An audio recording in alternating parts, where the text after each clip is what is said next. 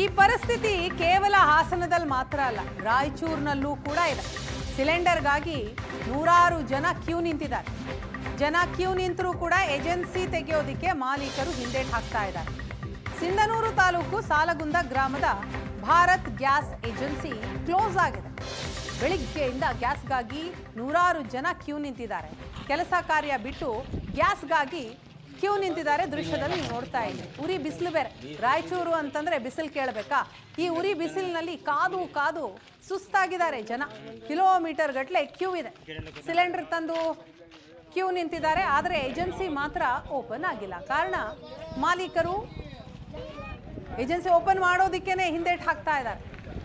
ಇಷ್ಟು ಜನ ಇದ್ದಾರೆ, ಸಿಲಿಂಡರ್ ಅಷ್ಟು ಸ್ಟಾಕ್ ಇಲ್ಲ, ಹೇಗೆ ಕೊಡೋದು ಅನ್ನೋದು ಅವರ ಚಿಂತೆ.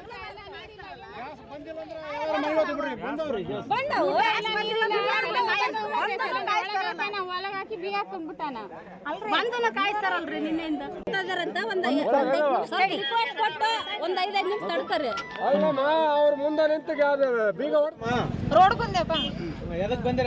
ಸಿಲಿಂಡ್ರಿ ಬಂದ್ವಿ, ಊಟ ಇಲ್ಲ ತಿಂಡಿ ಇಲ್ಲ, ಹಂಗೆ ಕುಂತ್ಕೊಂಡಿವಿ. ಬೆಳಗ್ಗೆ 4 ಗಂಟೆ 3 ಗಂಟೆ ಬಂದು ಇಲ್ಲಿವರೆಗೆ ಯಾರು ಬರ್ತಿಲ್ಲ, ಯಾರು ಕೊಡೋವಲ್ಲ, ಯಾರು ಕೇರ್ ಮಾಡೋಲ್ಲ. ಎಷ್ಟು ಗಂಟೆ ಬಂದಿರ? 5 ಗಂಟೆ ಬಂದಿವಿ ಸರ್. 3 ಗಂಟೆ ರಾತ್ರಿ ಬಂದು ಇಲ್ಲೇ ಮಲ್ಕೊಂಡರು. 10 ಗಂಟೆಗೆ ರಾತ್ರಿ ಇಲ್ಲೇ ಮಲ್ಕೊಂಡರು. 10 ಗಂಟೆ ಬುಕ್ಕಿಂಗ್ ಮಾಡಿದದಕ್ಕೆ ಸಾಯಂಕಾಲ 7 ಗಂಟೆ ಸುಮಾರು ಬಂದಿವ್ರಿ ಎಲ್ಲರೂ. 7 ಗಂಟೆಗೆ ಬಂದ್ರು ಕೂಡ ಇನ್ನೂವರೆಗೆ ಆತ ಏಜೆನ್ಸಿ ಸಂಬಂಧ ಕೂಡ ಬಂದಿಲ್ಲ, ಕೊಡೋರು ಕೂಡ ಬಂದಿಲ್ಲ. ಇವಾಗ ಮಿನಿಮಮ್ ಅಂದ್ರೆ ಒಂದು 500 ಜನ ಅದಾರೆ.